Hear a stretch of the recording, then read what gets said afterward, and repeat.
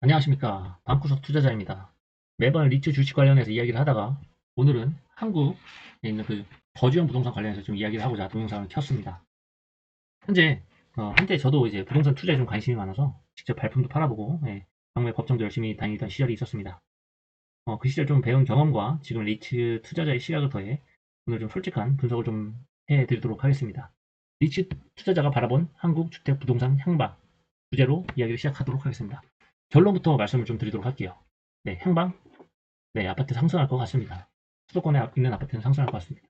제가 그 이유 세 가지를 뽑았고요. 불안한 전월세 시장, 공급 부족, 세금과 규제입니다.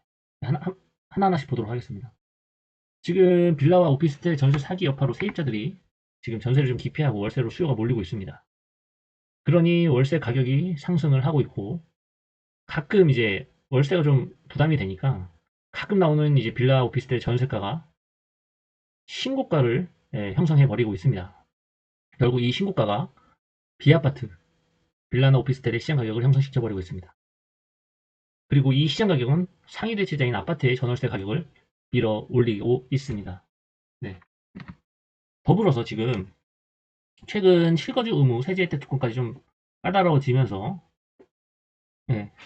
집주인들이 전세를 내놓는 게 아니라 오히려 지금 들어가서 실입주를 해버리고 있는 상황입니다.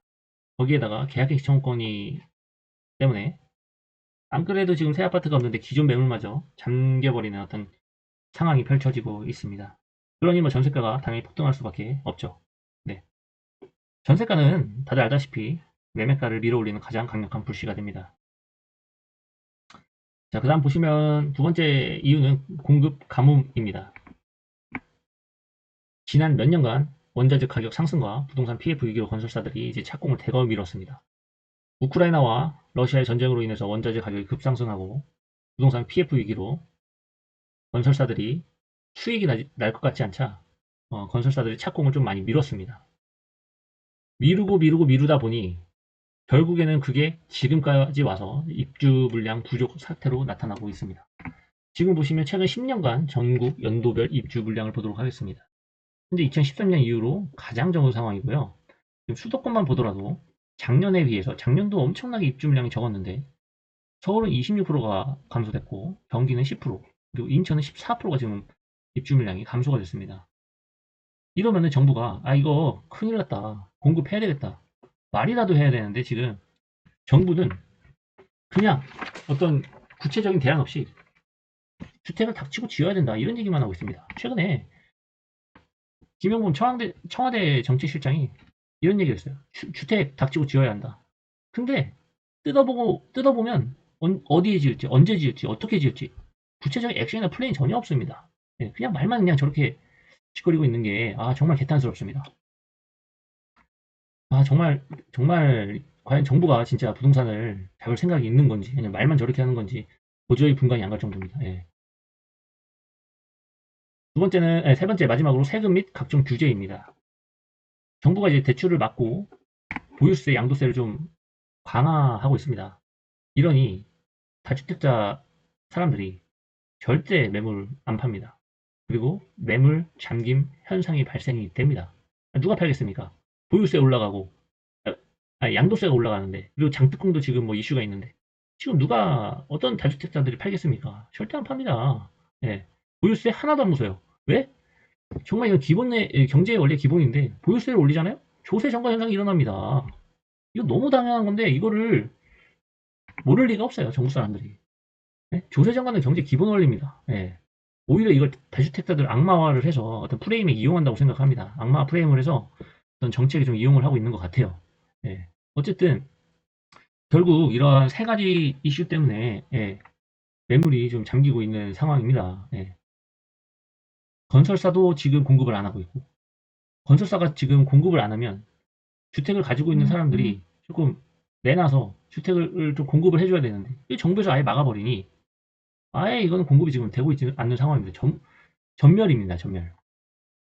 많은 사람들이 또 이제 이런 얘기를 합니다. 이거 월급으로 못 사는데 거품 아니냐. 근데 우리가 손을 얹고 한번 솔직히 한번 얘기해보죠.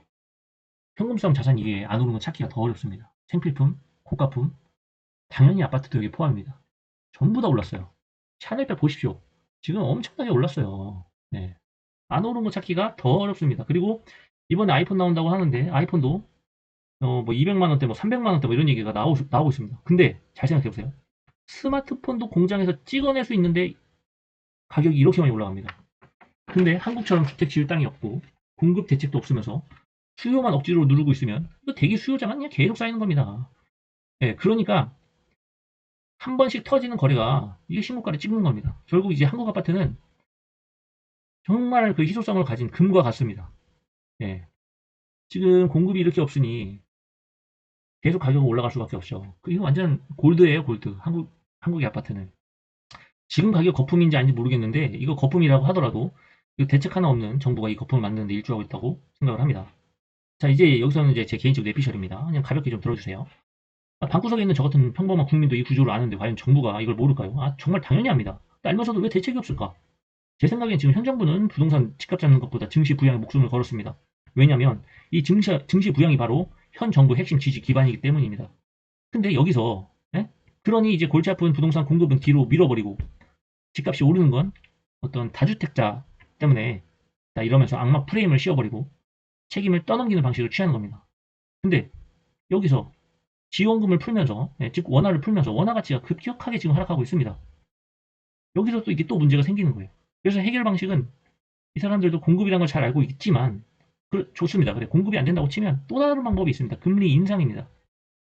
하지만 이 증시에 목숨을 건 정부가 과연 부동산을 잡을 만큼 금리를 올릴 수 있을까? 그리고 현재 시장에 민생 경제 박살이 나버렸는데 진짜 금리를 올릴 수 있을까요? 네? 과연 이게 지금 쉽지 않을 것 같습니다. 예. 현실적으로는 좀 쉽지 않아요. 솔직히 금리 올릴 타이밍은 이미 진작에 좀 지나가 버렸다고 생각이 됩니다. 한두 번 조금 올릴 수는 있겠지만 이걸 길게 유지하기는 쉽지 않을 것 같습니다.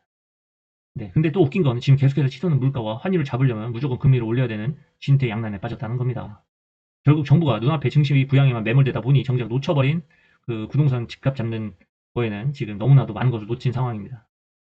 공급이 없는 상태에서 나머지 카드인 금리 인상 카드를 쓸 수 있는지 좀 우리가 지켜봐야 될 것 같습니다. 좀 더 지켜보시고 여러분들도 투자에 좀 참고하시길 바라겠습니다. 네, 방구석에서 투자자였습니다. 도움이 되셨다면 구독과 좋아요 부탁드리도록 하겠습니다. 감사합니다.